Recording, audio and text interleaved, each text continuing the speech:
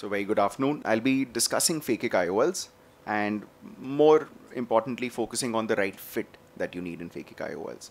So there are some strategies that you need to use to get the best outcomes with phakic IOLs. These include pre-operative, intra-op as well as post-operative strategies. So starting out with the pre-op ones.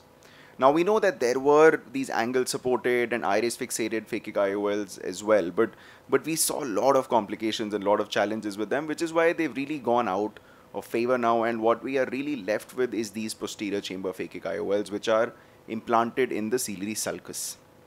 Now these are the two, I have no financial interest in any of them. These are the two brands that I commonly use. One is the ICL by Star and one is the IPCL by Care Group, but there are multiple brands available now. All of them do quite well and have essentially similar outcomes. The range in the Indian variant is slightly higher in terms of refractive correction. It's slightly more customizable, so that I would say is an advantage there. But ICL works just as well in the range that it provides. All of these are reliant on two things. You need to choose the right patients and you need to get your measurements right. So starting out with which patients are right for phakic IOLs, of course, you, like any other refractive surgery, you need stable manifest refraction, you need stable axial length. Here in particular, you need an anterior chamber depth of at least 2.8 millimeters. Those are the company guidelines.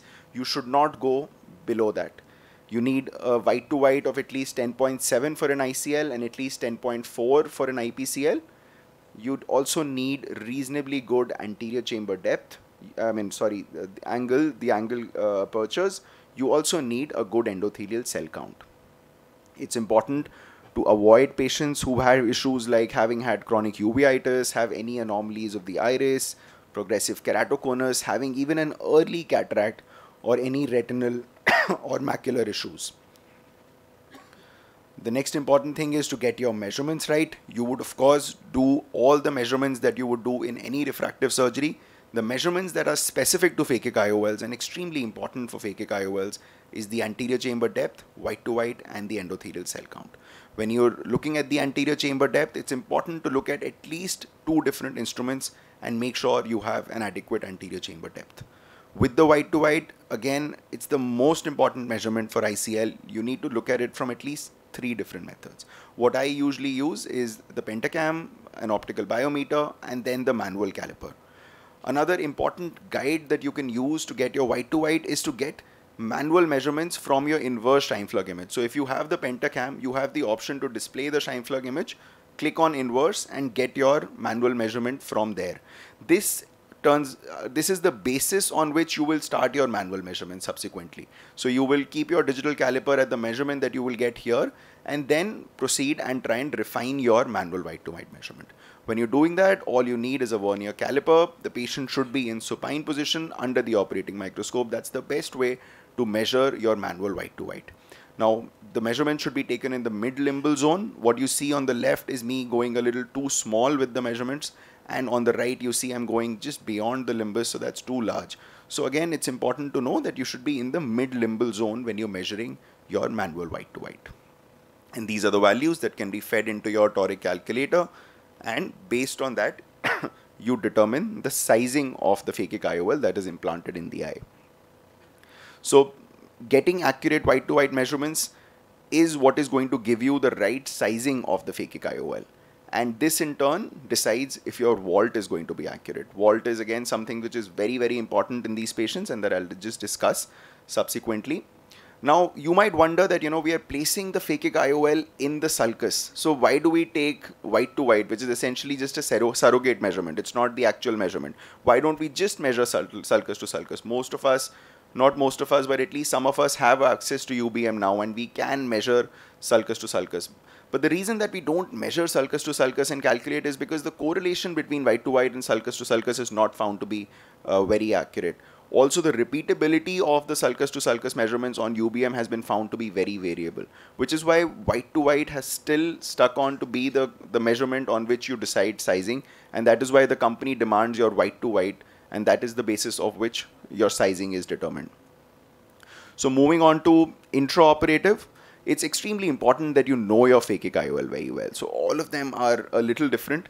For example, in the ICL, you have an opening in the right leading foot plate and the left trailing foot plate.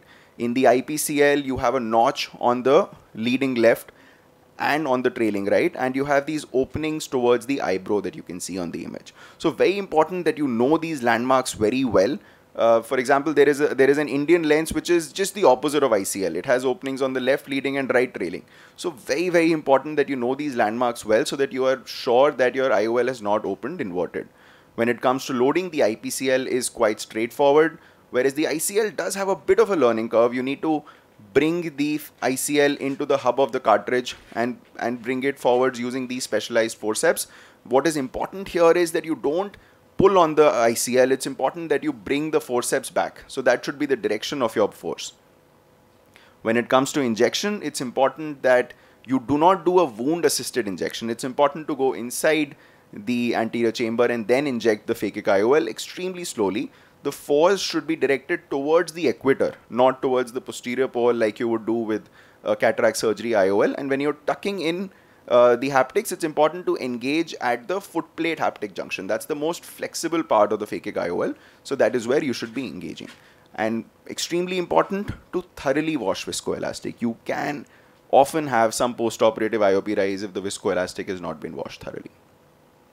This is the first IPCL that I had done, and because I had not done it before, I was a little confused about the landmarks, and I realized that I had injected an inverted phakic IOL. So then this had to be explanted, and I injected a backup lens, and the patient was fine, but you can see there is quite a bit of pigment dispersion here, and all of this could have been avoided had I been more certain about the landmarks before I injected my first IPCL.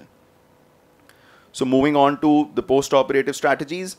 Like I mentioned, the vault is extremely important and you should monitor this. So the vault is essentially the distance between the posterior surface of your phakic IOL and the anterior surface of the crystalline lens. Now you can measure this on the slit lamp, you can measure this on the anterior segment OCT and also on UBM. So on the slit lamp, you can compare it with the corneal thickness. So anything between half to 1.5 times of corneal thickness is okay. So a truly ideal vault would be 500 microns. Anything between 250 to 750 is good. So when you have in case you have an abnormal vault, in case you have a high vault indicates that your ICL or a phakic IOL was oversized, and you're more likely to get issues like angle closure, pigment dispersion in these cases. Whereas when you have a low vault, that means your phakic IOL is undersized and you're more likely to get cataracts. And also, in case you're implanting a toric phakic IOL, there's more likely to be rotation happening if you have a low vault. Also important to monitor IOP with the newer phakic IOLs with the central opening.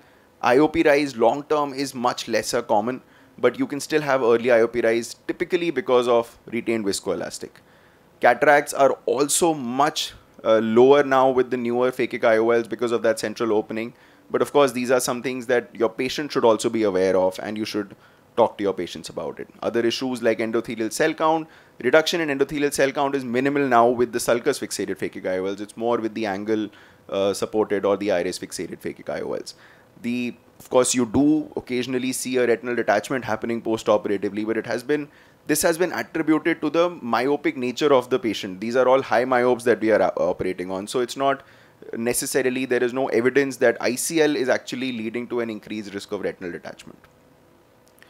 Having said that, you can not often, but at least rarely have unusual outcomes. I've had a case where the patient developed Uriz-Zavalia syndrome. So even about a year post-operatively, the patient still has mid-dilated fixed pupils. This patient did have rise in IOP on day 1. And I did give pilocarpine for some time. The patient is not too unsatisfied. The patient has a visual acuity of 6.6, but there is some glare, there are some halos at night, and those are persisting even now. But because the vault is otherwise adequate and there are no other issues, I have not explanted the phakic IOL because the patient's not insisted on it either. There is also another case where I had developed post-operative iris depigmentation. Again, here all the other parameters are normal, the vault is normal, but this is difficult to explain. Moxifloxacin-induced depigmentation has also been reported, so that potentially was one of the causes, but this is also something that I've seen. And here again, because all the other sizing, etc. is fine, I've not explanted the IOL. So you can have unusual outcomes. If there is a gross abnormality in the vault, then it's better to explant. If it's say more than 1000 or less than 90, it is better to explant. So to summarize, the improvements in technologies of phakic IOLs particularly has led to a much greater adoption. They are extremely safe overall. Preoperative patient selection and getting your measurements right are extremely important, and these are essentially the key to you getting good outcomes. Having good knowledge and extensive awareness of the landmarks of the particular phakic IOL that you're using is extremely important. And rare but possible issues like cataract, glaucoma can happen, and it's important that you discuss this with the patients and get a good informed consent. Thank you. Thank you, Dr. Tushar. So I just have one question. If I'm just going to start my practice, what's the one instrument in my armamentarium I'm supposed to have? Just for phakic IOLs. So one is the digital caliper. You'll get it on Amazon for maybe 800 rupees. Cheap. If it's a bigger investment. There is no need for a bigger investment. That's the best thing about phakic IOLs. You need your digital calipers. So do we need an ASOST to check our walls, to check our... So you don't particularly, if you don't have one, just for phakic IOLs, you don't necessarily have to. You can also evaluate the walt on slit lamp. Of course, you do need these specialized forceps that are needed for ICL loading, and you need the manipulator, one of the manipulators. There are 3-4 kinds of manipulators. So minimal investments. I think in about 2,000-3,000 rupees, you can start an ICL practice. So, and the other things are the same as what you would, be needing for routine cataract surgery, etc. You need to find a way to measure the anterior chamber depth. So those are things, but no special like investment is not just for a phakic IOL. Yes. And do you recommend barrage laser for your high myopic patients, or do you just so it's the same indications that you would have, say, for a LASIK. I wouldn't have any special indications. Of course, I'm not a retina person. There are huge retina people sitting, so if we can have your opinions. Is your approach to barrage laser different in phakic IOLs versus, say, LASIK? It's the same. So correct. Yeah. Perfect. So that would be it. I think other than that, no.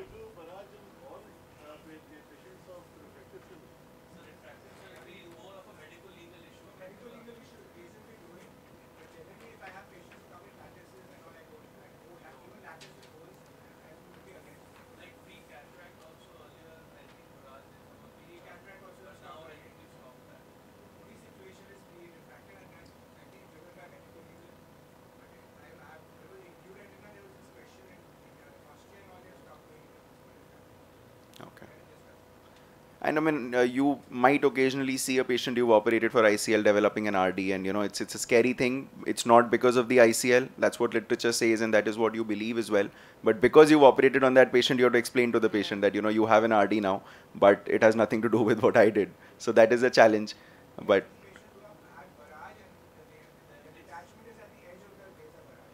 yeah, correct.